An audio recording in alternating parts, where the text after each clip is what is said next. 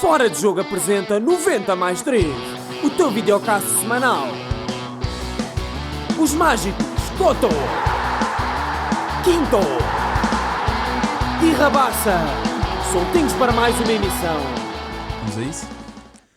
Sejam bem-vindos a mais um episódio de 90 mais 3. Eu sou Afonso Couto e estou aqui com os mágicos Ricardo Quinteiro e José Rabassa. E hoje temos aqui a honra de ter connosco António Simões, uma verdadeira lenda viva do futebol português, e um ídolo que marcou várias gerações, mas sobretudo aquelas primeiras gerações que viram pela primeira vez Portugal, e neste caso o seu Benfica, brilhar lá fora e mostrar que, apesar de sermos um país pequenino, conseguimos ter bastante sucesso em todas as vertentes se tivermos pessoas capazes como foram a geração à qual António Simões pertenceu. Portanto, antes de mais, agradecer pela honra de estar aqui connosco, e antes de começarmos vou passar aqui a palavra ao Ricardo, que vai fazer uma pequena apresentação. Espero que goste. Obrigado por estar aqui. Boa noite a todos, prazer enorme recebê-lo, Sr. António. Vamos então à introdução. António Simões nasce em Corroios, numa família grande com 5 irmãos, um deles seu irmão gêmeo. O seu pai, além de ter trabalhado em Nova Iorque, quando regressa a Portugal, estabelece como comerciante e foi o fundador do clube recreativo da Cruz de Pau. Em pequeno, o António, além de gostar de jogar à bola, gostava muito de andar no Carrossel 8, uma novidade à época, e gostava de ir esperar o autocarro de Benfica junto ao estádio do Barreirense.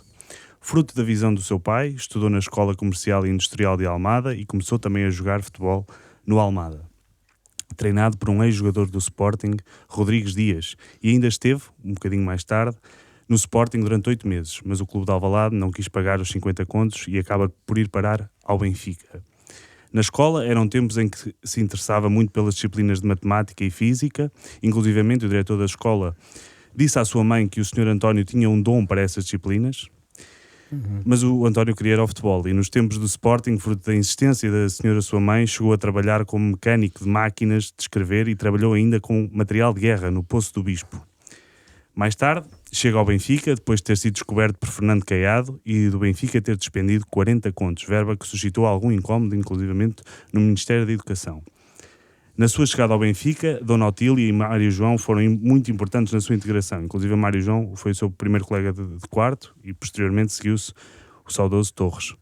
Quando vivia no lar, gostava de ficar a ver Águas, Coluna ou Costa Pereira a jogar às cartas, sempre em silêncio. Porque senão eles refilavam. Foram tempos também em que conheceu o Eusébio e que, segundo li, o António foi como um guia dele em Lisboa. Iam ao Tivoli e ao São Jorge aos cinemas. Eusébio, que lhe rendeu os 2 melhores elogios de toda a sua vida. O primeiro foi o melhor jogador com quem Eusébio jogou, nas palavras do próprio, e mais importante que isso, a meu ver, Eusébio afirmou mesmo que era o seu irmão branco, ao que Simões lhe respondeu que ele era o seu irmão de todas as cores. A primeira vez que viajou foi para a Áustria e lembra-se que adorou, inclusivamente foi assistir a uma ópera. O seu primeiro salário no Benfica era de um conto de reis que o António entregava à sua mãe e que teve a gentileza de lhe oferecer umas alpercatas, que era o que o Sr. António queria naquela altura. Como jogador sénior, venceu uma taça dos campeões europeus, jogador, penso eu, ainda mais jovem de sempre a vencer essa competição, 10 campeonatos nacionais, apenas menos um que Eusébio, e 5 taças de Portugal, 46 internacionais pela seleção nacional e marcou presença no Mundial de 66, onde a equipa das Quinas alcançou o maior marco até hoje em campeonatos do mundo, um honroso 3º lugar. Mundial esse em que António Simões marcou de cabeça frente ao Brasil, de Pelé. Mas 4 meses antes, em fevereiro de 66, esteve mobilizado para ir para a Guiné, para o ultramar. Mas uma troca bastante honorosa com o seu colega Ivo fez com que pudesse ir ao Campeonato do Mundo. Afirma que o treinador que mais o marcou foi Fernando Riera, que estava muito à frente do seu tempo e que implementou inclusivamente no Benfica o tiki-taka. A primeira grande referência como jogador do Sr. António Simões foi um senhor chamado Albano, dos 5 violinos. Eusébio, Pelé, Jorge Best foram alguns dos reis de futebol com que se cruzou e que ficaram seus amigos para toda a vida. Jogou também nos Estados Unidos, algo revolucionário à época, onde além de jogar por vários emblemas, aproveitou também para tirar cursos e formações em comunicação ou management. No plano pessoal, conheceu a mãe das suas 3 filhas, Maria Julieta, no metro quando tinha apenas 17 anos, visitou mais de 80 países, cerca de 400 cidades, mas afirma que a Califórnia foi um dos locais onde mais gostou de viver e admite que se a Escandinávia tivesse um bocadinho mais de sol era onde gostava de morar. A única superstição que tinha como jogador era entrar com o pé direito e rezar para que não se magoasse. A camisola branca de António Simões da final da Taça dos Campeões Europeus de 68 está exposta no Museu do Manchester United. Foi entregue por George Best, que viria a ser seu companheiro de equipa uns anos mais tarde nos Estados Unidos. Se não tivesse sido jogador, afirma que gostava de ter sido professor de matemática. Politicamente e penso que continua a ter uma admiração por John Kennedy e George Sampaio, que inclusivamente foi fundamental na elaboração dos estatutos do Sindicato dos Jogadores e que originou a Lei de Opção. E que, se me permite, já que existiu anos mais tarde, em 95, a Lei Bosman, em 72 deveria ter existido a Lei Simões. A nível político esteve também ligado ao CDS, a convite do professor Freitas do Amaral, e mesmo para terminar, afirma que tem 3 pilares que sempre nortearam a sua vida: a família, desde logo, de pais e irmãos, naturalmente, a educação que teve na escola e os jogadores mais velhos que lhe deram grandes ensinamentos. Senhoras e senhores, seja bem-vindo, Sr. António Simões. Muito obrigado pela vossa atenção. Bem informados, é bom, mas é sobretudo muito bonito que vocês jovens estejam atentos à história. Porque, de facto, a história é ter memória. E é não perder a identidade. É exatamente o que nós estamos a fazer aqui. Nós estamos a prestar um serviço público ao país. Não é por estarem a falar de mim, é por estarem a falar da história. Exato. E os portugueses têm que ter orgulho nela. Falem sempre. É o que vocês estão aqui a fazer. Muito obrigado pela vossa atenção. Obrigado, Ora, essa, Simões. E eu começava pela a minha primeira pergunta por falar aqui desta passagem pelo Belenenses, depois pelo Sporting, onde esteve 8 meses, depois não podia jogar porque o Sporting não queria pagar os 50 contos, mas o que eu queria lhe pegar era na pequena mentirinha que teve que dar ao Sporting para conseguir assinar pelo Benfica. Olha, aconteceu que uma vez que o Benfica estava muito próximo de resolver a situação, havia que conseguir de volta o bilhete de identidade, que era o documento para se poderem inscrever os jogadores. Nossa, o futebol de Lisboa, digamos assim. E como é que se fazia isso, não é? Não se podia ter 2 bilhetes de identidade. Então eu lá fui um bocado condicionado, mas determinado, pegar a minha mentirazita de que era que eu precisava do bilhete de identidade para pagar as propinas na escola. E então assim foi, e então entreguei o documento ao Benfica, e o Benfica então pôde-me inscrever. Foi assim. Mas eu acho que nunca se deve dar mérito à mentira, como é lógico. Mas estas são piedosas, porque são no fundo de um não direi criança, mas um adolescente. É um jovem que quer jogar à bola. Quer jogar e tal. E não me digam que eu não jogo por causa do bilhete de identidade, não é? Portanto, foi isso que aconteceu. Claro que sim. Depois, pronto, consegue entrar no Benfica. Até estávamos aqui a falar em off da tal final contra o Belenenses em Júnior, que faz um hat-trick. E consegue convencer o Bela Gutmann com os 2 pés com entorces, não é? Exato, foi revelado agora pelo Sr. Simões. E vamos aos primeiros tempos de Benfica. Eu acho que é muito impactante, e já não é desta realidade que vivemos hoje. O Sr. Simões ainda viveu algum tempo no lar. Sim. Queria que nos contasse esses tempos, porque eu sei que o Sr. Simões nessa altura aprendeu com muita gente mais velha. Depois, mais tarde, havia essa mística, pensou que não há hoje. Havia o Sr. Teixeira, inclusive, que corria às casas a ver se os jogadores estavam lá ou não. Uma carrinha. Eu queria que nos falasse também como é que foi, porque cruzou-se, já falámos de Costa Pereira, José Águas, Marco Luna, estamos a falar de bicampeões europeus, mas também é campeão europeu, também é bom dizê-lo sempre. Como é que foi conhecer toda essa gente e o que é que lhe ensinaram nesses tempos em que vivia no lar do Benfica? Eu confesso que fora de casa, onde eu estava com a minha mãe, eles eram a segunda casa. Portanto, eu cresci com eles. Tudo o que fosse fora do contexto da família tinha que ser aprendido com o Costa Pereira, com o Germano, com o Mário Coluna, com o José Águas, com o Mário João, com o Ângelo. Essa gente toda, que alguns deles viviam no lar. Tudo isto tem uma riqueza educativa fantástico. Quero eu dizer que agora não existe? Não, eu não vou dizer isso. O que eu vou dizer é que são outros tempos. Portanto, esta preocupação fazia parte de uma sociedade que nós, no fundo, éramos reflexo dela própria, mas no bom sentido. Portanto, essas são referências que eu tive como adolescente, que aprendi a ser homenzinho. Mais ainda, eu vou terminar com isto. Qualquer um de nós, com aquela idade, não tinha hipótese nenhuma de se perder por razões de presunção, vaidade. Não, de maneira nenhuma. Esta gente evitava imediatamente, como quem diz: o que é que estás a dizer? Mas estás a fazer o quê? Não é assim. Tal e qual. Eram grandes líderes, não é? Exatamente. O Mário Coluna faz-me lembrar, com toda a sinceridade, o meu querido pai, que se sentava à mesa com aquela filharada toda, mãe numa cabeceira e ele na outra, e ele não, tal e qual como o Mário Coluna. O meu pai não falava, o meu pai nós não tínhamos os braços em condições à mesa, o meu pai só olhava, percorria os olhos a cada um. Exatamente o que fazia o Mário Coluna. Eu nunca conheci um líder ser tão líder sem falar. Mário Coluna. Só a presença. Só o seu silêncio Só e o seu olhar. Portanto, hoje estuda-se muita liderança e há livros que nunca mais acaba, e há escolas e há tudo mais uma coisa. Mas há os que nascem já com a liderança. Exato. É bom ler, é bom tomar conhecimento, mas também é necessário ter o perfil para saber liderar. Não é saber mandar. São coisas distintas. Uma coisa é mandar, outra coisa é liderar. É bem diferente. É verdade. Sem dúvida. E sobre o lar do Benfica, eu sei de uma história com o Fernando Cruz, que o Sr. Simões já contou, que é incrível. Eu pedia-lhe que a contasse. E tem a ver também com esta história das regras. Por acaso não tinha pensado nela, mas é muito... É incrível. É muito bonito nós podemos partilhar com os nossos ouvintes. É uma história lindíssima, com um fim fantástico.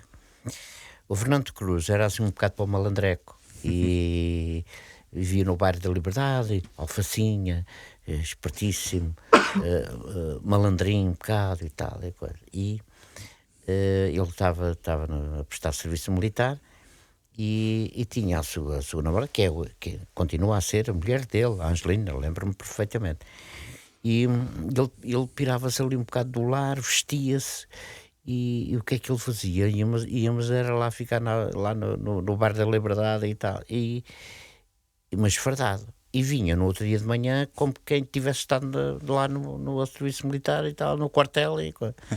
Bom, e ele ia fazendo aquilo até que foi apanhado. Não. E depois o Santana dizia: pá, a Dona Otília já sabe, tu vais ver, pá, tu e tal. Bom, o que é que o Fernando Cruz resolve fazer? Vai e bate na porta do vestuário dos treinadores. Parece o Sr. Bela Gutmann. E ele: bom dia, tal, mestre, hoje não fiquei no lar. Bem, o Bela Gutmann, que era todo, meu Deus, exigentíssimo, começa: senhor Caiado, vem, você fala com o Cruz não ficar no lar, porque o senhor não... Bem, logo uma confusão que não quero saber. E diz ele: bom, tive que pôr o meu pai no hospital. Então, como eu estive lá desde as 7 da noite até às 4 da manhã, estava a ver que ele não dava entrada. Então, é verdade. Então, mas a que hospital é que está o teu pai? Ele deu um nome qualquer lá. Então, o Dr. Sousa Pinho, que era o médico, vai já telefonar para lá para saber se está lá o teu pai. Bem, é claro que não estava lá pai nenhum. Entretanto, ele foi para dentro do campo treinar, veio o Sr. Caiado e tal. Lá, anda cá e tal. Não está lá nenhum José da Cruz no hospital. Tu estás-me a mentir. Mas tu estamos aqui. Começou a refilar com ele. E ele muito descontraído, disse: ó, Sr. Caiado, você não me diga que o meu pai já foi transferido. Não me diga. Outro hospital. Exatamente, já foi transferido o meu pai. Eu tenho que ver, eu tenho que saber. Bem, o que é que ele queria? Ele queria era pirar-se, que era para ir ter com o pai e dizer ao pai: tenho que ir para o hospital. E depois ele chega lá assim cedo e tal, o pai já se tinha reformado, estava a jogar as cartas e viu aqui, a esta hora: o que é que foi que tu fizeste? pai começou logo a pensar em qualquer coisa, não é? Não era para estar ali àquela hora. E ele lá muito aflito, e o pai tem que ir para o hospital.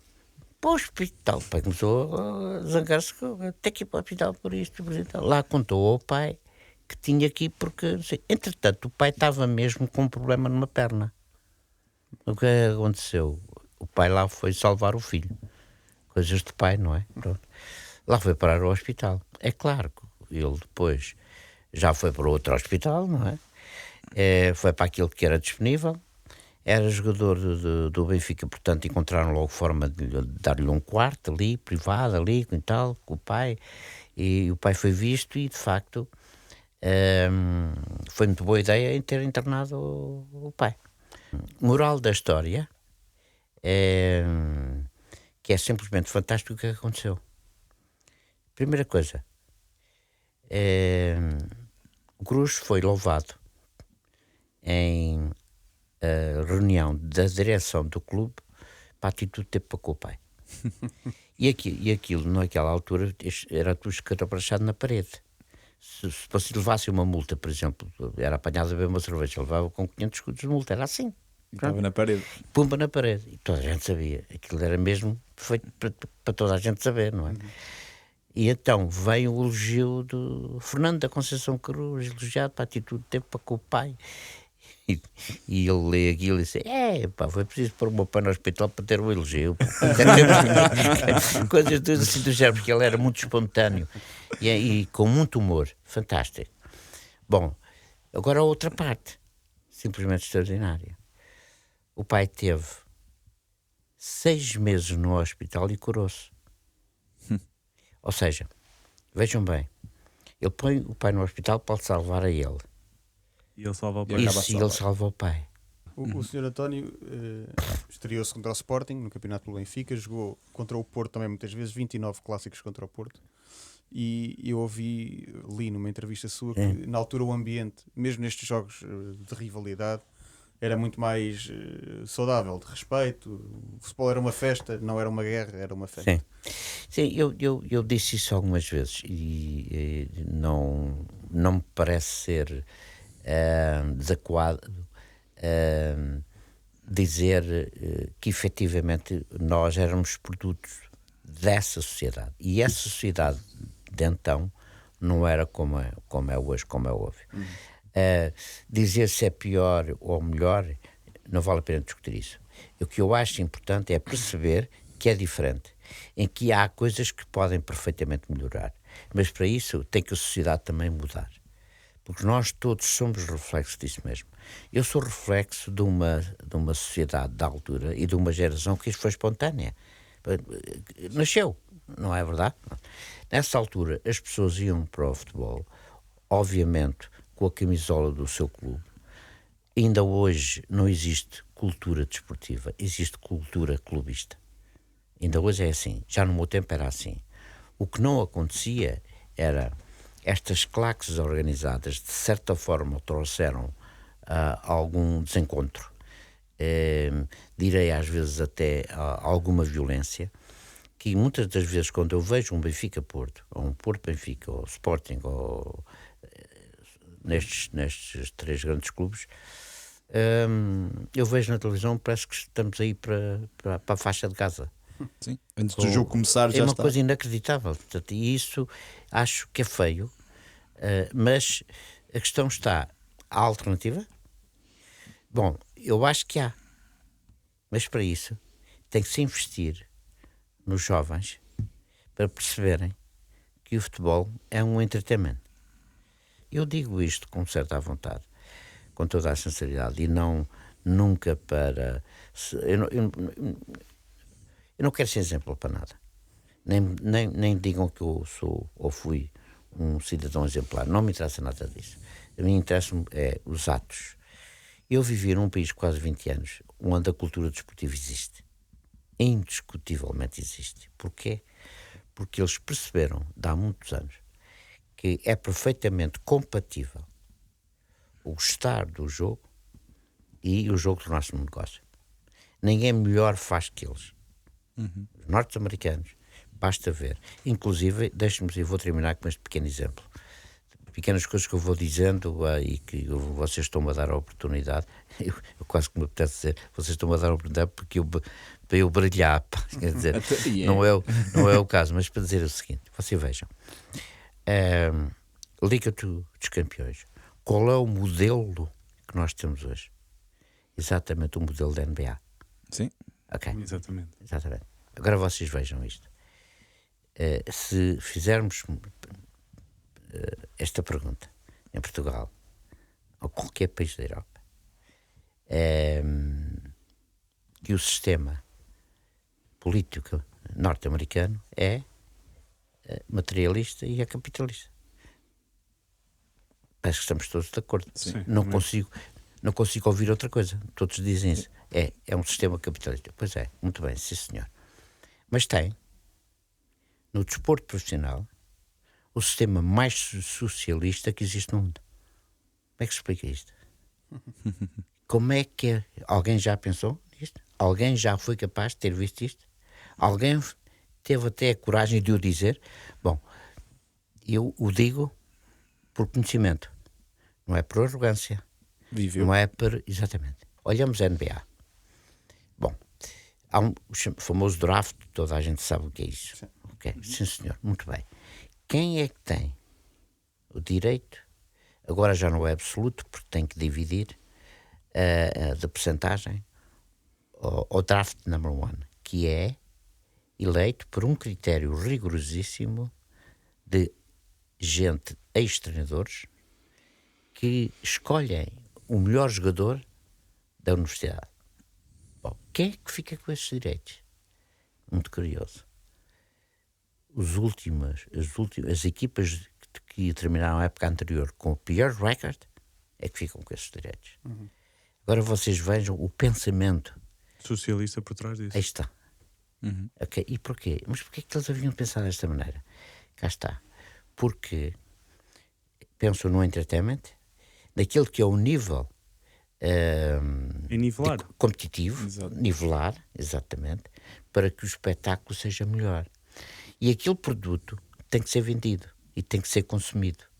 Bom, então eles criaram condições para que o aspecto competitivo não fosse frágil. Sim. Porque tinha que ter qualidade e credibilidade para ser consumido. Deixa-me só voltar um bocadinho atrás. Vamos até mais ao início. Deixa-me só fazer aqui uma ponte, permite-me. Para a sua estreia como sénior contra o Peñarol, em que na finalização do Intercontinental, em que foi por aí fora. O Sr. Simões é chamado para viajar tal já no terceiro jogo, mas o que eu queria aqui trazer-lhe, e para fazer a ponte depois para aquilo que o Ricardo vai perguntar, é só que eu fui buscar o primeiro registro de um jornal sobre um jogo seu, que é o do Jornal A Bola, desse dia, do jogo, que diz que Simões entrou no desafio com uma certa graça e alegria, alardeando a habilidade e corrida, mas em breve mostrou toda a sua inexperiência porque teve pela frente o implacável González. Sem espaço para manobrar e sem uma pausa para respirar, o ex-júnior baixou de rendimento, deixando em todo o caso a sensação bem definida de que é um elemento cheio de qualidade a quem só falta começar a encontros com menos responsabilidade. Pois deram logo essa encomenda. Não finalíssima da Intercontinental. Não, mas é uma coisa muito curiosa. Eu vou-te dizer, portanto, este é a minha estreia. Eu tinha 17 anos. Exato. Tinha 17 anos e 9 meses para aí, porque eu faço anos em dezembro, isto foi em setembro, julgo eu. E portanto, veja bem, escolheram-me logo esse. Estreia num campo terrível que a gente teve 2 horas dentro do perdemos e ainda ficamos lá na cabine à espera que nos fossem buscar. Ainda nos queriam bater por cima. Bom, primeiro. Depois, qual foi o meu primeiro jogo na seleção? Contra o Brasil em São Paulo. Qual foi o primeiro jogo no Campeonato de Portugal? Sporting. Mas afinal de contas... Grandes palcos. Foi tudo de propósito. Okay. Foi estrear mesmo nos grandes palcos. Foi uma coisa... E confesso que cresci assim. Cresci já com um nível de maior dificuldade. Com exigência máxima. Portanto, eu tive que crescer mesmo, não é? É claro que os companheiros, para vocês terem uma ideia, fomos jogar a Guimarães. O lateral direito era um brasileiro, Caissara, mauzinho, pá. O gajo dava, pá. E aquilo, os vestuários do Guimarães eram aquilo lá em cima na Amorosa, frio, pelado, pá, meu Deus do céu, aquilo era difícil. E então havia as cabines, não é? Portanto, a gente passava. Primeiro era o guia do Guimarães, a porta. Depois era do árbitro no meio e depois nós no outro lado. Quando eu passei, o Caissara começou a dizer: eu vou andar aí num pequenito, aí no baixinho e tal. Estava Mário Coluna ao seu lado, não era? Mário Coluna ao lado. E o Mário, ele veio-se sentar ao meu lado na cabine. Ele ouviu aquilo e disse assim: miúdo, joga à tua vontade, deixa ouvir, eu trato disso. Vocês vejam, ora bem, isto quer dizer o quê? Quer dizer que há uma atitude protetora ao miúdo e o voto de confiança, de proteção dada naquele momento que é necessário.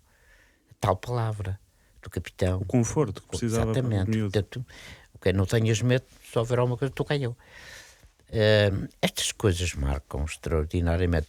Eu confesso que metade de mim é a família e metade de mim é o jogo aos companheiros. Os companheiros. Eu já não, eu agora já posso dizer, já não tenho contratos para renovar, não é? Claro. E só fazer nota que o Caissara, num dos jogos em que disse que ia fazer a vida negra, eu tentei-lhe fazer uma tesourada e acaba lesionado. Acabou lesionado, porque aquilo estava encharcado e eu vi que a bola ia parar e que ele me ia dar. E eu piquei a bola por cima da posse e fui-me embora. E ele rasgou-se todo. Foi isso que aconteceu. Yeah. Eu ia, há bocado estava a recuar um bocadinho para irmos. Portanto, o Afonso falou e bem da sua estreia em Montevideo com o Peñarol. Num espaço de um ano acaba por ser campeão de júnior, campeão europeu de júniores e campeão europeu pelo Sport Lisboa Benfica. Eu ia recuar precisamente a 62, onde uma final espantosa, ainda hoje é considerada das melhores finais de sempre na altura da designada Taça dos Campeões Europeus, um 5-3 contra o Real Madrid. Penso que o Benfica estava a perder ao intervalo, inclusivamente. E eu queria que nos recuasse a esse dia à palestra de Bela Gutemão, intervalo, que eu penso que é espantosa e que mexeu muito com o balneário. E recordo-nos essa campanha europeia e também depois, se puder, passo-lhe a bola também depois para ir até aos festejos, à chegada a Lisboa. Portanto, tudo isso.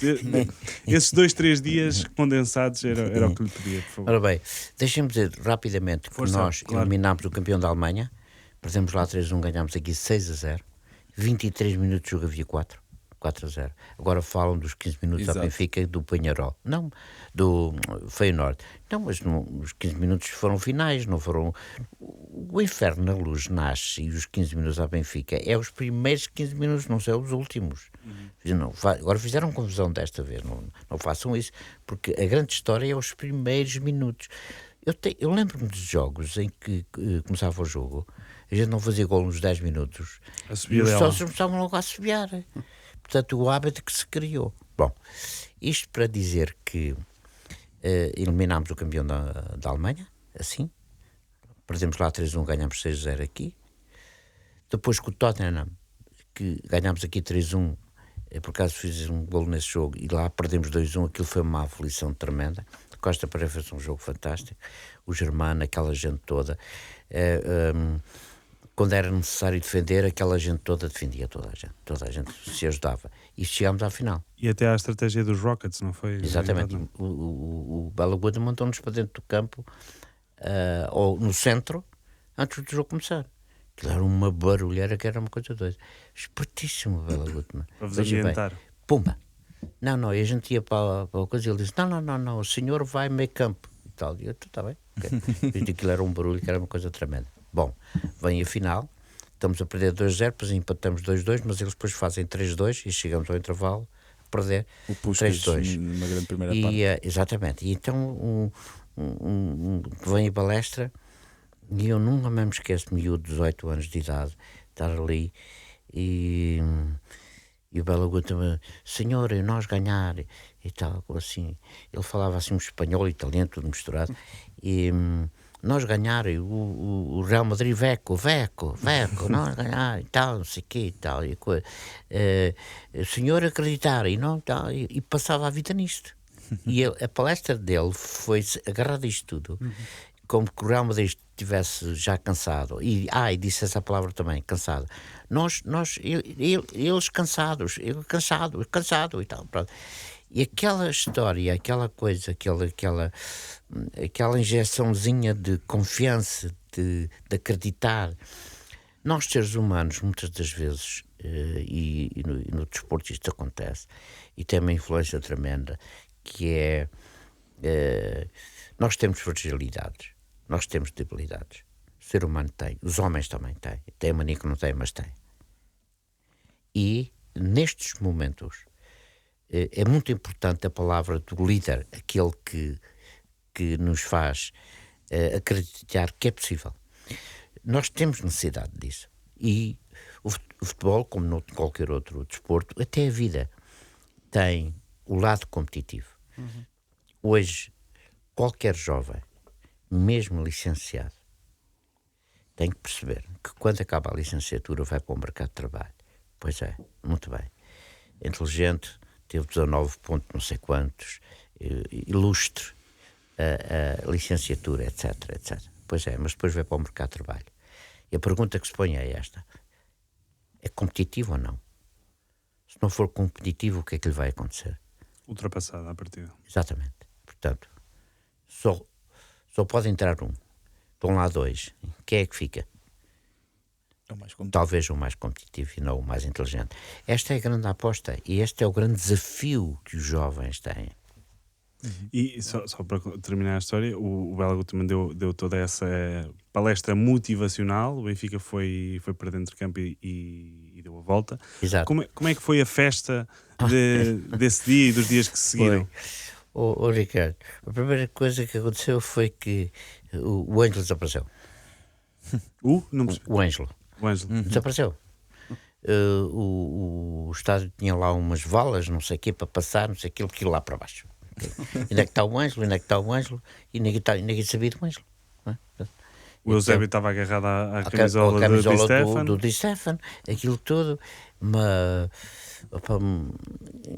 um barulho lá dentro que era uma coisa doida, não é? Abraços para aqui, abraços para lá, essas coisas, festejar. Mas onde eu fiquei ainda mais impressionado é quando chegámos a Lisboa. Quando eu chego a Lisboa, miúdo, no autocarro, e um mar de gente. Lá em cima, no primeiro andar, onde ficavam as pessoas que viam os aviões para partir e não sei o quê, as famílias iam lá para cima dizer adeus à gente quando a gente se ia embora, etc. Um mar de gente que nunca mais acabava. Quando saímos e para entrar no autocarro e vimos, com toda a ansiedade, não sei quantos milhares de pessoas estavam ali, um milhar de gente. E depois levar-nos para a Avenida da Liberdade, para o Marquês de Pombal, gente por todo lado. Sinceramente, eu nunca tinha visto. Claro, o Estádio da Luz levava 70 mil pessoas, muito bem, sim senhor. Mas isto era na rua. Uma loucura. De facto,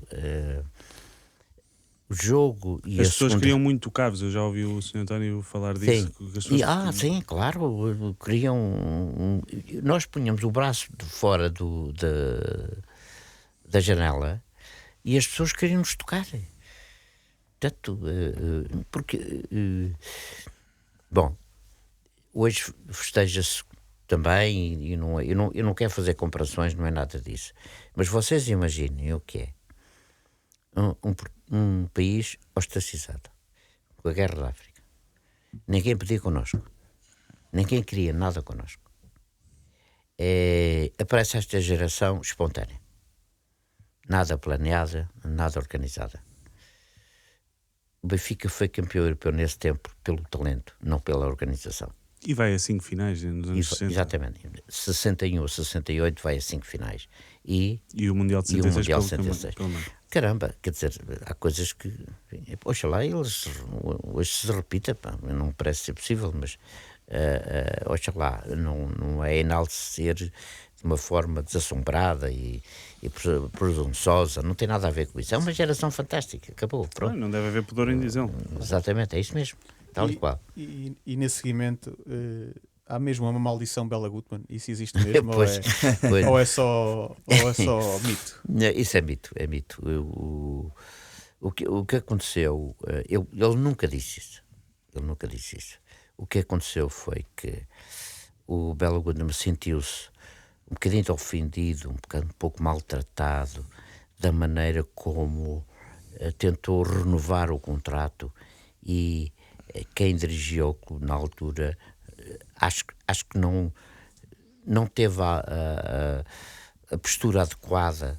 Um homem que é bicampeão europeu e depois está com dificuldades para receber o seu prémio, e não há uma palavra parece que de interesse em que continue e que... Bom, eu acho que o Benfica, quem dirigiu o Benfica na altura, errou. Essa não é a forma de abordar um homem com aquele sucesso. Pois, exato. Desculpa interromper o Sr. António. É um mito, mas numa das finais europeias que seguiram, anos mais tarde, Eusébio chega a ir visitar a campa de Bela Goodman. Pediu-se para ver se a maldição desaparecia, mas nem mesmo assim. Nem mesmo assim. Não, ele nunca disse isso. Ele saiu zangado, com toda a sinceridade. E acho que... eu acho que não merecia. Sim. E obviamente que alguém disse isso. Bom, olha, é a mesma história. Já agora eu aproveito para também participar com vocês. Que é a história do Eusébio não sai por causa do Salazar. Isso também é um grande mito. Isso é um grande mito também. Conte-nos melhor essa história. Não, olha, alguém escreveu, alguém começou a dizer isso. E o próprio Eusébio, e confesso que foi à minha frente, num almoço em que estávamos com os amigos e tal, e alguém começou a dizer: tu não te foste embora porque o Salazar não deixou, pá. O Eusébio não vai para a Itália. Porquê?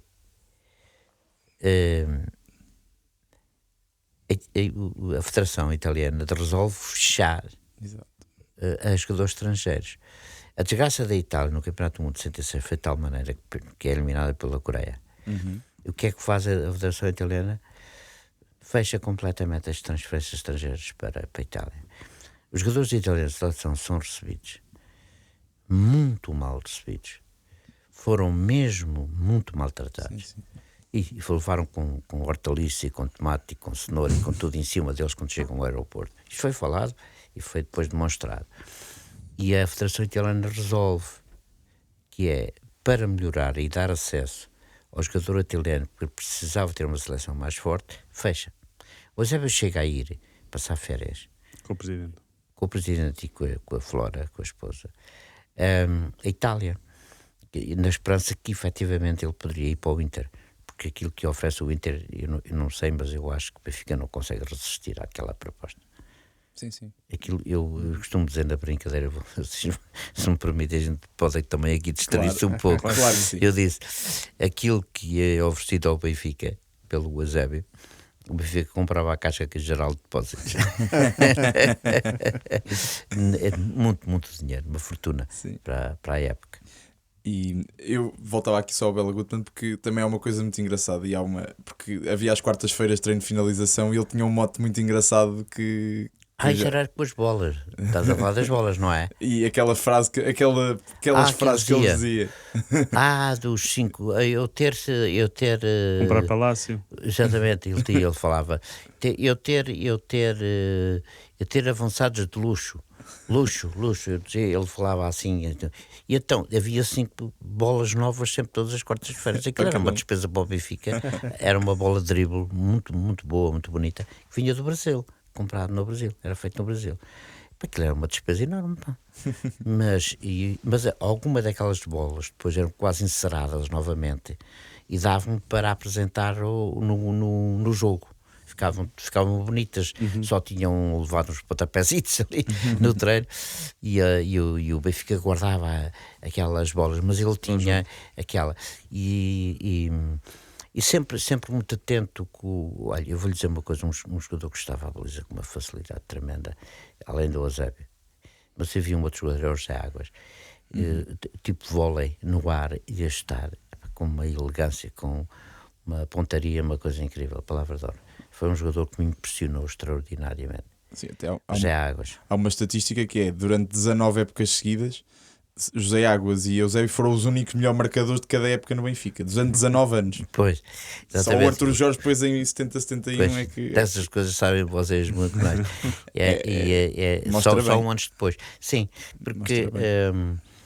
esta coisa de eu às vezes falo e partilho, que é o que eu estou a fazer aqui, que é o seguinte, pronto, goleadores. Pronto. Goleadores que não foram grandes jogadores. Ou grandes jogadores que não foram grandes goleadores, mas jogaram naquela posição. Posso dar vários exemplos. O Eusébio fez duas coisas. Foi jogador, foi o goleador. Tinha números. Tanto que termina a carreira como número 10, portanto, Ora bem. pensava ao jogo. Bem, o meio campo, eu acabei a minha carreira no Benfica no meio campo com Jaime Graça, Eusébio e Simões. Bem, não jogavam assim uma grande coisa. e tinham como suplentes o Cheu, Tony e o Vitor Martins. Também não jogavam grande Também não jogavam grande coisa. Mas estava a falar dos goleadores que não foram grandes Ora bem, jogadores. eu dar exemplos aqui. Fernando Gomes do Futebol Clube do Porto. Grande goleador. Mas não grande jogador. É preciso distinguir. O Eusébio foi grande jogador tudo. e grande goleador. Porquê? Por isso é que acabou no meio campo. Vou-vos dar o exemplo. Há vários exemplos sobre isto. Jogador O próprio José Torres era mais goleador que... muito mais goleador que jogador. Vários. Vários. Okay. Nuno Gomes, mais jogador do que goleador. Sim. Está a ver? O exemplo ao contrário. Ok. Encontra vários, como compreende. Porque, de facto, se pensarem bem, eu vou-lhe levantar esta questão, que é, qual é a única coisa no futebol que afinal não tem defeito? O golo. Ora, aí está. Não tem defeito. Dito por um homem inteligentíssimo, muito culto, que eu considero o melhor de todos. Chama-se Jorge Valdano. Ok? Disse isso, e é verdade. É a única coisa que não tem defeito. Portanto, é um ato difícil de conseguir. E é o objetivo final. Pronto, exatamente. Pois. E há aqui até algum equívoco no que diz respeito, afinal de contas, o golo faz-se como? Não é? A gente tem aqui várias maneiras de discutir isso. Chuta-se à baliza? Bem, para mim, fazer golo é passar a bola para dentro da baliza. São coisas diferentes. Como é que eu passo a bola para dentro da baliza? Fora do alcance do guarda-redes. O que é que eu faço para um companheiro? Passo-lhe a bola dentro do alcance dele. Eu tenho que fazer o contrário. Quando eu jogo com um colega, eu passo a bola para dentro do alcance dele. Facilita a tarefa dele. Portanto, tenho que fazer um bom passo. Quando eu faço golo, faço a bola entrar nos 7 metros e 15, que é o tamanho da baliza, fora do alcance do guarda-redes. Já agora posso só fazer uma pergunta aí no meio, Diga. falar em oportunidade de golo, não sei se é de golo, se é de finalização. Se já, entre aspas, obviamente, entre aspas, se já perdoou o Eusébio quando falhou aquele golo na final contra a Manchester United, a passe do António Simões, excelente passe do António Simões. Aquele malandro, saudades que eu tenho dele, eu perdoo-lhe tudo, não é? É porque ele deu tanto a ganhar. Eu vi ele fazer aquele movimento que eu já sabia. Aquela pequena diagonal em que ele passa pela frente do primeiro defesa exatamente para não ficar fora de jogo. Ele foi pioneiro nisso. Mas mais tarde treinou-se isso. Um dia o Josualdo Ferreira perguntava-me, quando eu era dirigente no Benfica, era treinador com o Tony, e ele disse assim para mim: mas eu vou falar uma coisa, tu treinavas aquelas diagonais com o Eusébio? E eu disse ao Jorge: mas a gente alguma vez, mas o que é isso, diagonais? Mas isso é agora, pá, naquele tempo. Mas como é que tu fazias isso? Mas eu sabia bem. Ficou assim. E é verdade. Eu não mostrava nada. O que acontecia é que o relacionamento com o jogo e a nossa capacidade cultural de sermos cultos a jogar. E a própria química. Exatamente. Sim. Porque o futebol é um ato cultural também. Não se pode dizer que é só um ato técnico que é. Não, é um ato. Quem é o melhor jogador? É o mais culto. Mais inteligente, claro. Percebe melhor o jogo. Então, também se pode dizer que é o mais culto. Sim, não é verdade? Sim, se tem o melhor relacionamento com o jogo é porque é o mais culto. Verdade, não é? Estou a inventar aqui alguma coisa? Acho que não. Estou só apenas a pôr algumas palavras diferentes, não é nada disso. Ora bem, o que é que aconteceu? Aconteceu que hoje, pela dinâmica do jogo, em que o jogador passou a ter menos tempo e menos espaço para jogar, passou a ser mais culto e mais inteligente. E o resultado é que quando a bola vem a caminho, aquilo tem que estar resolvido. E mais, e aquilo muitas vezes tem que ser resolvido na última fração de segundo, porque aquilo muda. Porque a dinâmica, tudo se altera. Vamos aqui dar um bom exemplo da que estávamos a falar ainda há pouco, do goleador e do pensador, e tal. O Eusébio, para além de goleador, foi pensador, não é? Okay. Muito bem, sim senhor. Para onde é que hoje empurramos o Cristiano Ronaldo? Para onde? Para a baliza. Empurramos cada vez mais para a frente. Sim, para a área, E puxamos o Messi para onde? para trás. Então, quem é o pensador e quem é o goleador? Sim. Estou a dizer aqui algum disparate? Ou... Não, de tudo. Se bem que o Ronaldo também foi mais pensador no início da carreira e depois fazia mais assistências Devia do que ser- golos. Sim, mas Ele também se adaptou. Mas exatamente, mas o Eusébio, o Cristiano Ronaldo é o objetivo Sim, sim. do jogo. Tornou-se a máquina do gol. O outro é a essência do jogo. É por isso que, Esta é que é a diferença. Sr. António, é por isso que considera que Eusébio da Silva Ferreira ainda hoje é melhor que Cristiano Ronaldo, porque não só foi o objetivo do jogo, como também foi o pensador do jogo. Eu confesso que tenho uma preferência pelo Eusébio, pela capacidade de pensamento do jogo. Mas eu vou-lhe dizer isto com toda a sinceridade. Não há nenhum egoísmo mental, intelectual e muito menos cultural sobre o Eusébio.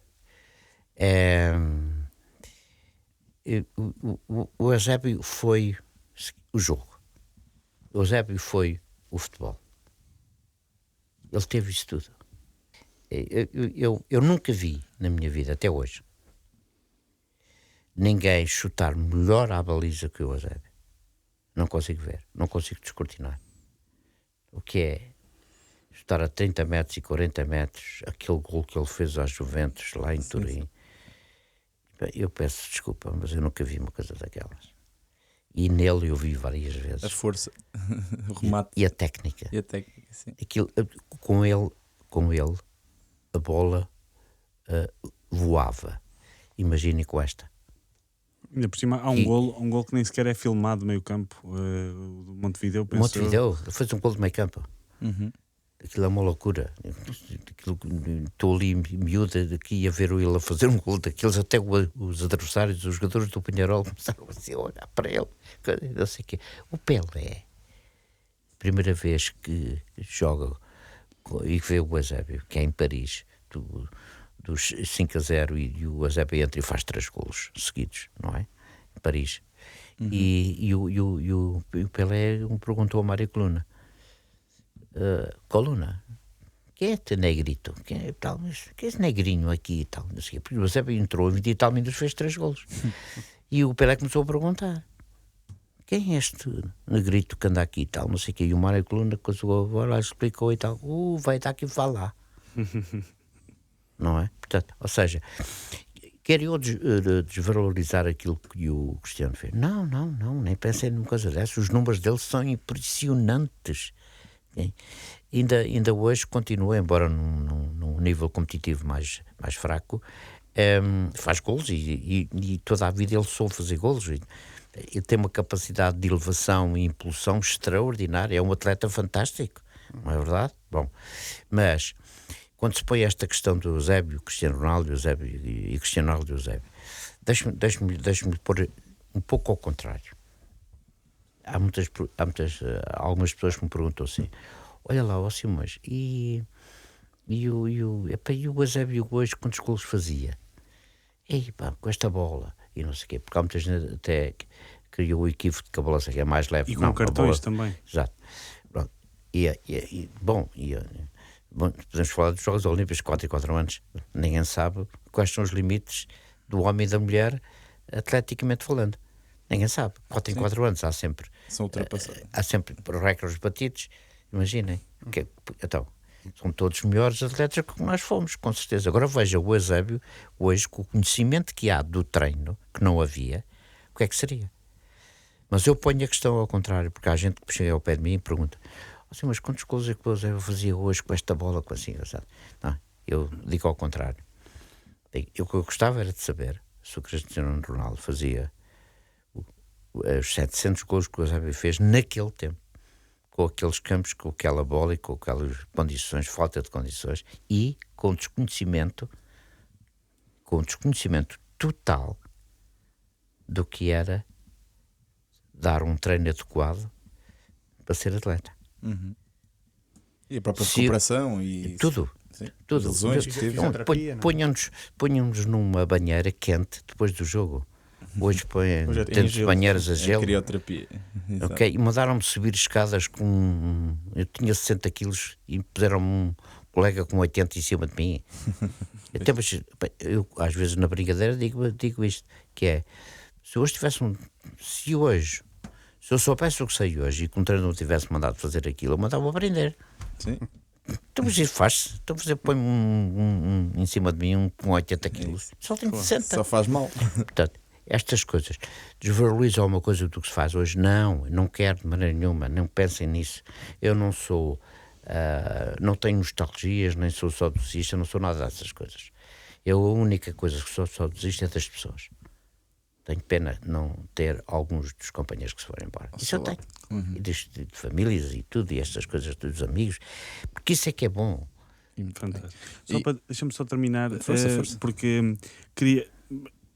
Eusébio estará sempre presente ao longo da conversa e permanecerá sempre connosco. Eu só queria que, até para colar, já que falou e muito bem de Eusébio como jogador, eu também disse na introdução que Eusébio reconheceu-lhe que era o seu irmão branco e que o Sr. Simões retruquiu-lhe dizendo que era o irmão de todas as cores, e também disse que era o melhor jogador com quem jogou, porque o entendia e sabia quando é que lhe devia meter a bola, que não era sempre, era quando devia ser.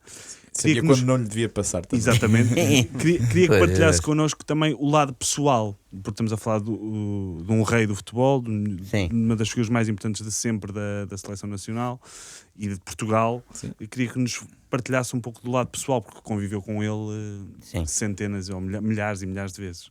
Sim.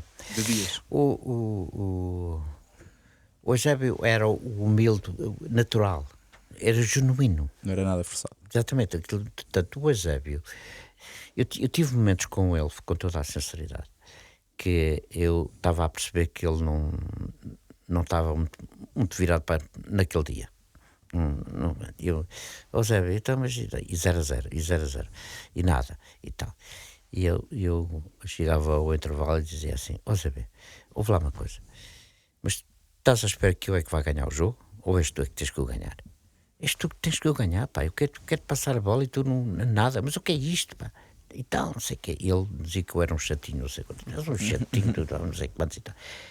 E depois tinha momentos que dizia assim: ok, está bem, pronto, já podes dar. Bom, e ele começava então, e fazia a diagonal e não sei o quê, tumba. Íamos os dois buscar a bola dentro da baliza. E eu dizia-lhe assim: e agora vais fazer o segundo. E ele fazia o segundo. E aquilo enchia-lhe de alegria, enchia de orgulho, não lhe enchia de vaidade, sobrancelha. Exatamente, nada disso. Porque eu acho que o Eusébio nem nunca soube o que era ser assim. Ele não soube. E portanto foi um colega, nós sabendo tudo o que ele podia fazer, ele nunca teve uma atitude de superioridade, sobranceiro ou qualquer coisa do género. Há coisas, é por isso que o Eusébio se torna muito popular. Sim. Ele tinha noção, e vocês já tinham noção de que ele era ou seja, Eusébio e Amália são considerados como as figuras que levaram Portugal a todos os cantos do mundo e a serem falados em todos os cantos do mundo. Vocês tinham noção disso? O Eusébio nessa altura tinha noção disso? Eu acho que só a determinada altura é que ele percebe, como eu disse anteriormente, a dimensão. Há determinada altura que vamos à Indonésia. ainda a Indonésia naquele tempo, mas o que é que vamos fazer à Indonésia, não é? Na rua, ele sai do hotel e tal, e conheciam-no.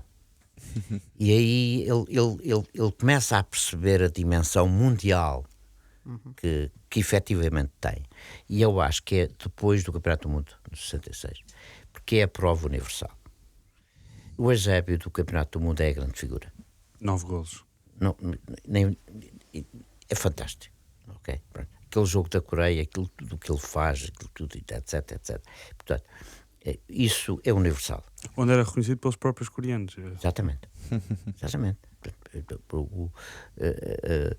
Ainda hoje, esse jogo para a Coreia é um jogo que ficou marcado na história desportiva, política, social, cultural da Coreia. Não tenho dúvidas nenhumas de dizer isto, porque eu vou aqui talvez surpreender, que é o seguinte. Ainda hoje eu recebo envelopes das minhas fotografias tiradas desse tempo, Ainda hoje. do Japão, ou da China, ou daqui ou da lá, para eu assinar. Vocês vejam, exatamente. Vai parar ao Benfica, o Benfica manda para a minha casa. Portanto, Isso é incrível. é uma coisa incrível. Porquê? Por causa do Campeonato do Mundo. Não tenho dúvidas nenhumas. Foi fantástico vencer a taça dos campeões europeus, não é verdade? Mas o Mundial é o Mundial. A consagração dos grandes jogadores é sempre no Mundial. Tenho muita pena que o Jorge Best nunca tenha jogado no Mundial. Por exemplo. Fruto onde nasceu. Fruto onde nasceu, não é? Que foi rei. Não tenho dúvida nenhuma em dizer que Jorge Best foi rei. E posso partilhar aqui convosco, quando estive em São José, o treinador era o Bill Folks, que era o central do Manchester United, e pediu-me por tudo para que eu o ajudasse e tal, e eu fui lá como assistente do Bill Folks por causa do Jorge Best. O Jorge Best não era uma pessoa fácil, como vocês podem. Sim. Começa o treino. E vem a outra personalidade, o double personality. O gajo de manhã, quase nem bom dia dizia. Assim que começava o treino e davam-lhe a bola, outra pessoa. Introvertido, depois extrovertido. Com a bola, com o jogo. Completamente duas personalidades. Fantástico. Tenho uma experiência extraordinária com ele. Posso só fazer um parêntese? Já que falou de Jorge Best, também se cruzou em várias fases da vida. De um Jorge Best português, o Bee Gees português, o Vítor Batista, que se pudesse partilhar, porque acaba por ser um mito do futebol e fala-se pouco dele. Eu gostava que também partilhasse connosco algumas palavras e alguma história que tenha com o Vítor Batista. Bem, ele veio o Vítor Batista para São José. Mas teve lá pouco tempo. É nessa sequência. Mas aquilo foi uma carga de trabalho. Exato. Logo à chegada. Logo à chegada. Logo. E eu a tentar tudo, a ver se conseguia, portanto, mas não consegui. E meteu na cabeça que queria um Corvette e lá se arranjou um Corvette. E depois ele teve azar, acho que foi logo no dia seguinte, não sei o que, bateu com o Corvette e bateu uma confusão do diabo no clube. Eu tinha sido da ideia de o levar para lá, de facto ele tinha umas condições extraordinárias, ainda estava com uma idade fantástica para jogar, não é? As condições físicas e tudo. Mas já com problemas relacionados com... Já com problemas. Tanto que há aquela... Exatamente. Já que há aquela história da barreira que o treinador, o Bill Fox, não sei o quê e tal, e mais isso, pô-lo na barreira e tal, e ele disse, senhor, então, os craques não vão para a barreira, pá, desculpa lá, pá. E aquilo foi um problema do diabo. Em Seattle, nunca mais me esqueço disso, um estádio coberto, um estádio que eu vi coberto nessa altura, e sintético também, e aquilo foi um problema do diabo, e de facto depois o clube resolveu dispensá-lo, e foi uma pena, mas o Vítor Batista, quando o conhecem em Portugal, eu vejo um atleta fantástico, com umas condições extraordinárias, de jogador. O Vítor Batista foi jogador. O Vítor Batista foi um dos melhores pontas de lança que o Benfica teve. e, portanto, não há qualquer discussão sobre isso. Foi um desperdício de talento, foi uma pena termos perdido, sobretudo o homem, porque se perdeu completamente. Primeiro o jogador, é verdade, sim, mas depois o homem. E convém lembrar que Vítor Batista vem de Setúbal, uma família muito, muito pobre e rapidamente vai crescendo. Acha que foi a primeira rockstar portuguesa? Tipo, tudo isso, toda a aura dele... O Ricardo, vou contar uma história muito interessante aqui, que é a seguinte. A revista Expresso telefona-me e quer-me fazer uma entrevista comigo e não sei. E depois solicita-me ajuda para eu falar do Vítor Batista e como é que era o Vítor Batista. Eu li mais aquilo. E o que é que acontece? Eu disse assim: o Vítor Batista é um dos legis. E eles foram encontrar uma fotografia de um dos elementos do legis e puseram o Vítor Batista ao lado, iguais. Completamente. Ele ficou, o moço jornalista ficou assim: epá, isto é uma ideia genial. Caramba, pareciam gêmeos. Exatamente. O Vítor Batista era uma figura atraente. Era uma figura diferente, com aquela barba, com aquele olhar, aquela coisa dele acenar com a cabeça e o cabelo e aquilo tudo. A história do brinco, por exemplo. Exatamente. Ora bem, portanto, as jovens mulheres dessa altura adoravam o Vítor Batista. Porque era de facto diferente e o Vítor Batista estava à frente naquilo que era a moda genuína, a forma de estar e calçar e vestir, tudo isso. Eu diria... O Jaguar também. Exatamente. Eu diria que o Vítor Batista jogava em Portugal, nasceu em Portugal, mas ele devia ter ido para o Hollywood. Porque de facto tinha pinta de artista, tinha pinta de ator. Ok? Porque é verdade. Encaixava-se lá. A gente olhava nele e aquilo tudo que lhe aconteceu, etc, etc. Não era ator para atuar, para ser agradável. Não, era um ator, eu diria, sem controle. Não é verdade? Ele próprio era o filme, não é? Sim. E eu tenho recordações dele, até numa partilha que eu tive com ele, que fomos jogar a Angola, que ficámos no mesmo quarto, e eu percebi-o melhor até nessa altura, e tive a oportunidade de sair um pouco com ele, e havia ali, portanto, uma parte de Vítor Batista é uma parte positiva, não é uma parte de desperdício ou qualquer coisa do género. A questão é que foi evoluindo a parte que não devia ter evoluído. Foi tomando conta... Exatamente, tomou conta da outra parte. E as más influências também, não? E as más influências, não. Exato. Voltando aqui aos jogos emblemáticos da carreira, mas neste caso num sentido mais negativo, e já falámos aqui que, sendo o golo o objetivo principal, viveu um jogo em que, apesar de não ter perdido em termos de golos, o Benfica acabou por ser eliminado contra o Celtic em 69, a moeda ao ar.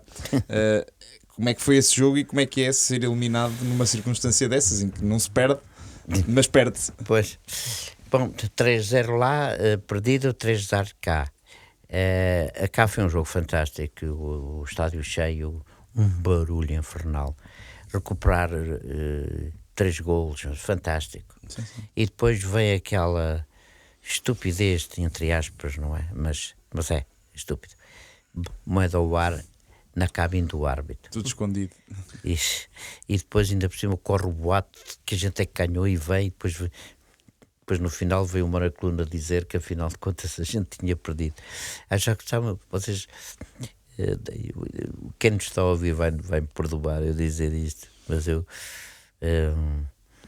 era o Mário Cluno, o capitão da equipa, que foi lá e tal e coisa. E às vezes eu tenho tempo de voltar, tenho desejo de voltar para trás e dizer assim: epá, se fosse eu, aquela moeda desaparecia, eu pegava naquela moeda, ganhei e acabou, entrava para o estado por relvada dentro, então quem é que me parava, quem é que me ia dizer o contrário? Quase que dá vontade de fazer uma coisa dessas. É óbvio e evidente que foi uma tristeza enorme naquele estádio, mas lembro-me disto, lembro-me perfeitamente disto, que é ter saído do estádio e ter gente, massa associativa Benfica, os sócios, a terem uma atitude de cortesia, de simpatia. E de gratidão também. Exatamente. Deixe-me só recuar um bocadinho atrás ainda para... Porque é incontornável falarmos de uma época que o Sr. Simões viveu e toda a sua geração, Sim. que é o tempo do Estado Novo, do regime. Já ouvi dizer que, das 2 vezes que foi chamado pela PIDE, Sim. numa delas na sequência de uma participação pela Seleção Nacional, fora, o Sr. Simões diz que muitas vezes só o facto de ser o Simões do Benfica o salvou naturalmente de outro tipo de represálias. Queria que nos falasse como é que era para a sua geração e enquanto jogador de futebol, enquanto jogador do Sport Lisboa Benfica, viver esses tempos de regime e nomeadamente de PIDE, naturalmente. Pois. Bom, obviamente que às vezes perguntam-me e às vezes até com alguma convicção, talvez até com alguma razão, que é a questão de nós termos servido ou não o regime. Eu dou esta resposta. Eu tenho a convicção de que não servi o regime, mas tenho a razão de que o regime se serviu de mim. É diferente. Sim. Serviu de forma involuntária. Ora bem, portanto, obviamente que quem tinha mais a ganhar era o regime, porque o Benfica de facto e a seleção depois de 66 essa geração pôs Portugal no mapa, mas não tenham dúvidas nenhumas disso. Sim. Eu lembro-me, ainda há pouco falei na Indonésia, que o Eusébio reagiu, ficou muito chateado, que foi eles que começaram-nos a falar em espanhol. Eles estavam plenamente convencidos que Portugal que era qualquer coisa de Espanha. E o Eusébio reagiu, disse, mas este gajo está a falar espanhol, mas o que é isto? Ficou zangadíssimo por causa disso. Ora bem, de facto, a força do futebol, que ainda hoje tem, e tem mais, porque hoje a comunicação social, e, portanto, a televisão, os jogos... Bom, em Portugal davam um jogo em direto que era a Taça de Portugal, não é nada, portanto... Os jogos davam indiferido, tinham que ir Exatamente. comprar Ora bem, e davam portanto, 2 dias a seguir. Era assim, portanto, não há comparação possível com aquilo que é a divulgação do jogo e dos grandes jogadores. Sim. Não é? O Eusébio consagra-se, já é campeão europeu, já é botador em 65, etc. Consagra-se no Mundial de E no 66. Mundial é que se consagra, portanto as coisas são como são. Ora bem, eu tenho a certeza absoluta de que o ter sido jogador do Benfica permitiu que eu tivesse dito algumas coisas que é possivelmente dito por outros Corrido mal. ficavam lá. O Sr. Simões disse naquele Eu momento que eu não disse- se revia a Sim. jogar pela Seleção Nacional. Assim, da maneira como fomos para Moçambique, e que jogámos contra o Brasil, Na inauguração da do maneira, estádio. exatamente, Do Estádio de da Salvador. maneira como as coisas foram organizadas e nós próprios, o nosso próprio comportamento, que até não foi muito consentâneo com a responsabilidade do jogo, eu manifestei-me. Eu não me manifestei por mal, eu disse a verdade porque eu não me revia naquilo. Como ainda hoje, quando eu vejo coisas, mesmo até quando se fala do meu clube, se eu não me revejo, eu digo, não me revejo, porque eu tenho esta liberdade intelectual e esta independência que faz com que eu diga as coisas, mas não é para ter razão. Eu digo por convicção e acho que tenho o direito a dizê-las, porque eu tenho olhos para ver, eu tenho ainda a cabeça para pensar, etc, etc. Não tenho dúvidas nenhumas, naquela circunstância, quando eu disse o que disse no aeroporto à chegada a Lisboa, de vindo de Moçambique, e que no outro dia estão 2 senhores da PIDE a querer falar comigo, com o senhor Silva, que era o roupeiro, hoje chamam técnico de equipamentos, é preciso ter certa coisa com isso. Vem dizer, só assim, mas olha que estão lá 2 pessoas lá fora que querem falar consigo.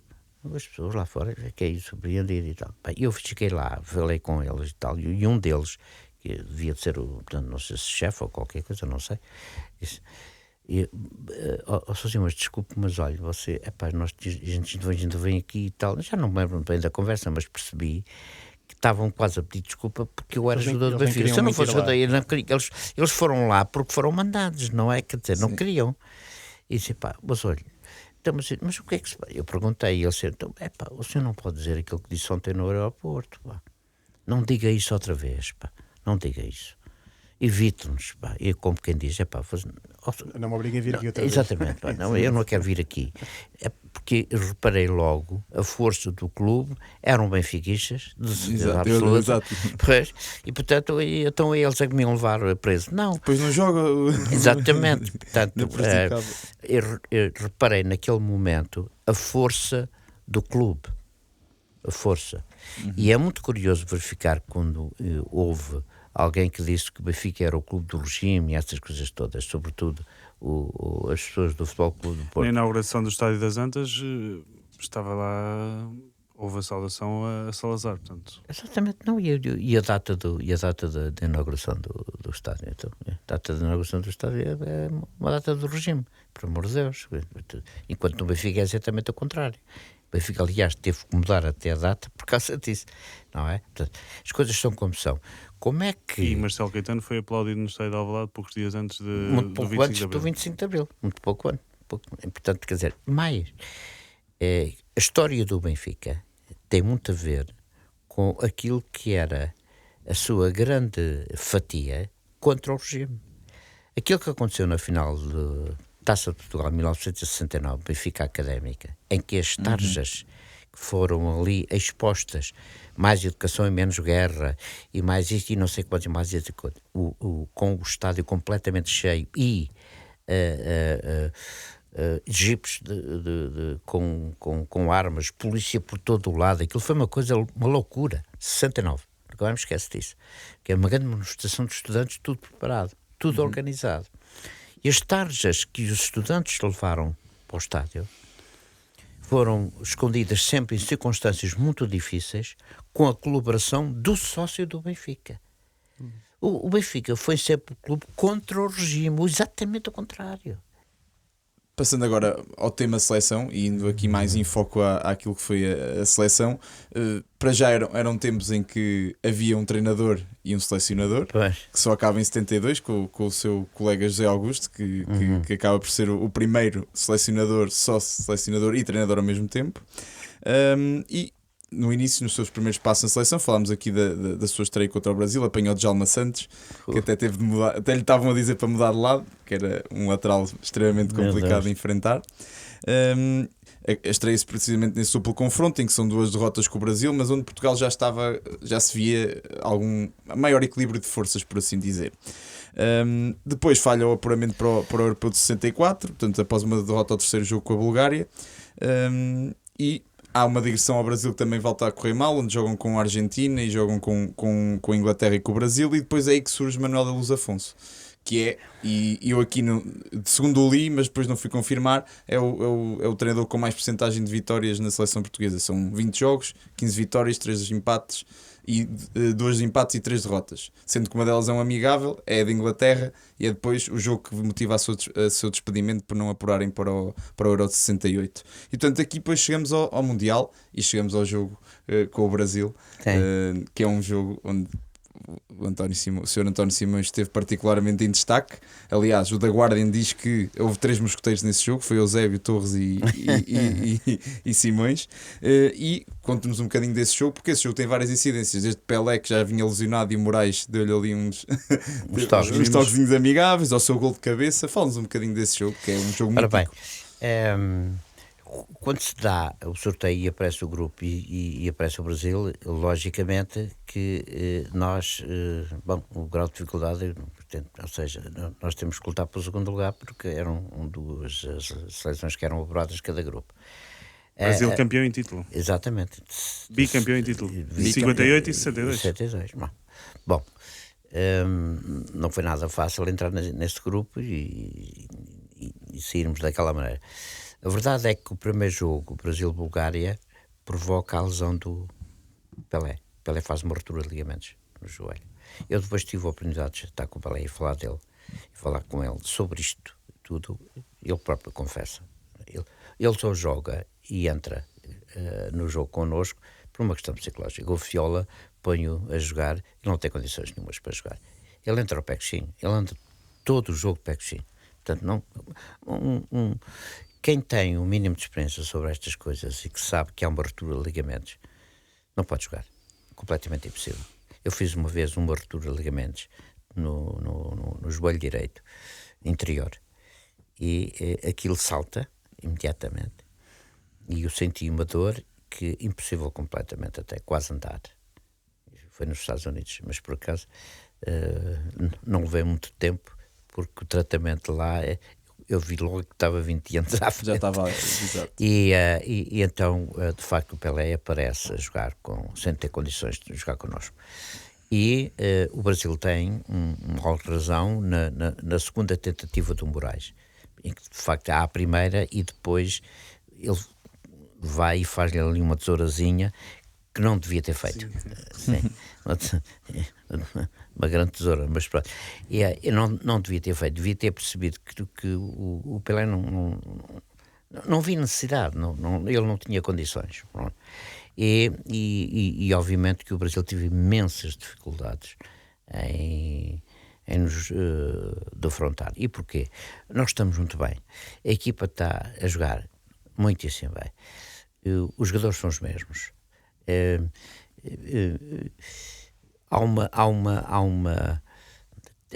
O aspecto técnico-profissional está num patamar elevadíssimo.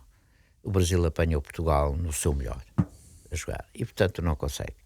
E ainda por cima, eu tenho a felicidade de fazer um meu golinho de cabeça, até parece que o Guardes era anão. O manga. E 1-0. E depois 2-0, o Eusébio.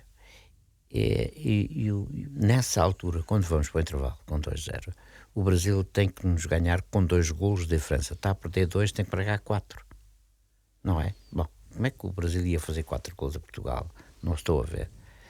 Com o Pelé sem poder, de facto, correr. O Pelé chega até aos 90 minutos, isso já não havia substituições. Eu sei, mas não saiu por sair. Não saiu. Ficou até ao fim. Ficou desnecessariamente. Eu tive a oportunidade de falar com o Pelé sobre este jogo e ele dizia baixinho, eu não podia jogar. É que ele me respondeu. Ele tratou-me sempre por baixinho. Não é que ele não tivesse razão, mas pronto. E portanto o Portugal ganha indiscutivelmente esse jogo. O Eusébio faz aquele terceiro golo de um pontapé de canto e que depois ele faz a recarga e tumba e dá um pontapé naquela bola. Meu Deus do céu, que velocidade! Se houvesse o aparelho que pudesse aferir a velocidade, eu faço ideia o que era. E portanto nós ganhámos indiscutivelmente e ganhámos o primeiro lugar de uma forma categórica. Não houve.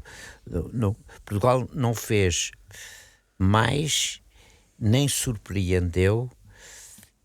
Os resultados do Campeonato do Mundo é o resultado do talento de cada um ao serviço da equipa. Esta combinação modifica de Sporting um pouco ali, porque o senhor Autoglória foi... Acho que ele foi inteligente. Porquê?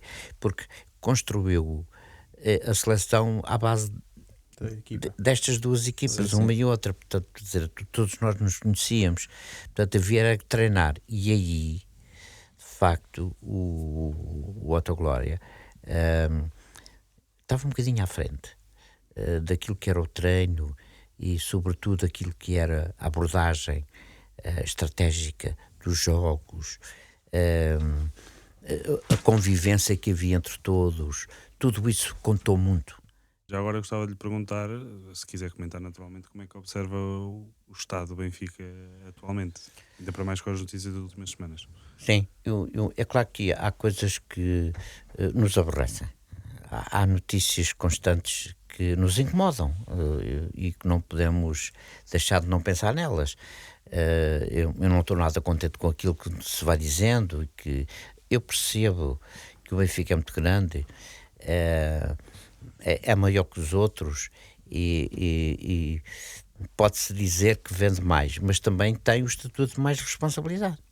Você é maior, não é verdade? Eu, num programa que eu tinha da Sport TV, que se chamava Cultura Tática, ele foi lá um grande sportinguista, que é o João Duque, não é? Luís Duque. Pensava que era João Duque. O Luís Duque. Também é o João Duque. Pois, quando digo que é aquele que é o economista, que às É o João vezes... Duque. João João Duque, Duque, estava contigo o dirigente. E eu disse-lhe, no contexto da conversa que estávamos a ter, não é? Porque não era entrevista, era uma conversa que estava. Eu disse-lhe que o Sporting tinha cometido um erro histórico, que era, em vez de tentar ser melhor que o Benfica, ser maior.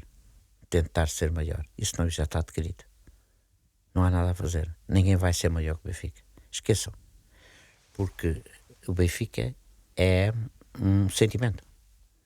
Vem do avô para o neto, passa por aí fora. Não há nada a fazer. Agora, ser melhor, com certeza que sim, toda a legitimidade. Pronto, eu já tinha dado o mote antes de começarmos a entrevista, porque teve uma passagem, e sendo eu e o Ricardo de Viseu, teve uma passagem pelo Viseu Benfica, e eu gostava de saber como é que foi parar a Viseu. Ainda estava a jogar nos Estados Unidos, andava ali naquele Portugal, Estados Unidos, Portugal, e vai parar ao Viseu Benfica, que na altura estava na terceira divisão. Como é que isso surgiu e como é que foi jogar em Viseu? Isto foi fantástico, é uma história lindíssima. O presidente do Viseu Benfica era um adepto do clube, do Benfica, não queria por toda a temporada. Quando percebe que estamos a acabar a carreira e que eu já estou nos Estados Unidos e que estou a voltar e que não sei quantos, faz uma aproximação e faz a abordagem. O que é que acontece? Estes 3 malandros vão à sexta-feira para jogar e treinar aqui e depois aparece lá para fazer o jogo. Foi muito interessante. Foi jogar no interior, jogar, se quiser, no aquilo que é muitas vezes rural, não é? Mas Viseu é uma cidade lindíssima e é uma cidade com reputação, com prestígio, com tudo isso. Só não tinha ainda conseguido, futbolisticamente falando, conseguir exatamente os palcos principais. Então nós fomos lá e o que é que acontece? O Benfica por todo lado, de maneira que até o campo começou a ter gente que por causa de nós irmos lá a jogar e olha, foi muito divertido. Acho que valeu a pena e sobretudo uma coisa que ficou foi perceber a força do Benfica por um lado e a dedicação daquela gente por outro. Não havia de maneira nenhuma outra forma, era completamente compatível gostar muito do jogo, mas também gostar do clube. E isso é a riqueza que o futebol tem, gostar. Nada é impeditivo para fazermos as duas coisas, que é continuar com paixão e ganhar dinheiro. E isso ninguém melhor que os norte-americanos o fazem. E com isto eu diria que foi, eu ia dizer provavelmente, mas não, foi mesmo o maior jogador a jogar por um clube sénior em Viseu. Portanto, tem certeza absoluta e não, digo com toda a certeza, obviamente. Não sei, não faço ideia. E com isto passo para a nossa última, aqui o nosso último tema, que é sobretudo o livro que vai agora lançar. Dia 28 de novembro, em Lisboa. É verdade, está previsto essa data. É um legado que eu quero deixar, e é um legado que eu quero deixar sobretudo para partilha. Não faz nenhum sentido eu ter 80 anos de idade, ter mais de 60 anos de experiência desportiva, ter corrido o mundo, ter um capital de conhecimento e de experiências simplesmente extraordinário através do futebol. E Deus Nosso Senhor qualquer dia me levar e eu não deixar cá nada. Nem sequer ter o privilégio de partilhar com os outros.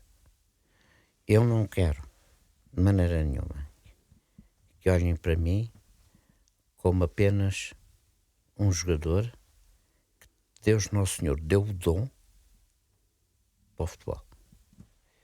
Eu quero deixar aquilo que foi o cidadão,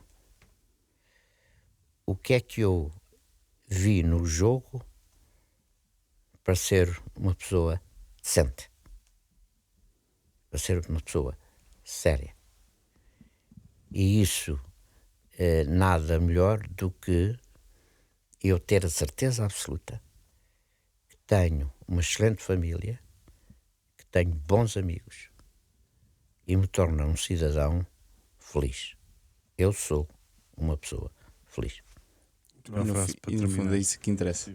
E obrigado, e muito obrigado. É o que nos apraz dizer agora mesmo. É por esta honra, por a honra de lidarmos de estarmos aqui com um gigante do futebol português. Como disse, uma lenda viva. Foi ótimo estar aqui convosco. Muito obrigado. E espero que tenha gostado tanto como nós gostámos. Gostei muito De partilhar aqui isto e gostaríamos de estar presentes, como já nos fez aqui o convite para estar presentes na apresentação do seu Sim, livro. senhor, conto convosco. E portanto, uma vez mais, obrigado a todos aí que nos estiveram a ouvir aí em casa. Espero que tenham gostado tanto como nós também. E um abraço e até para a semana. E obrigado a Tá, RFM. boa noite, obrigado. 90 mais 3 é a bola a girar, o quinto o Couto a cruzar e o Rabassa a converter.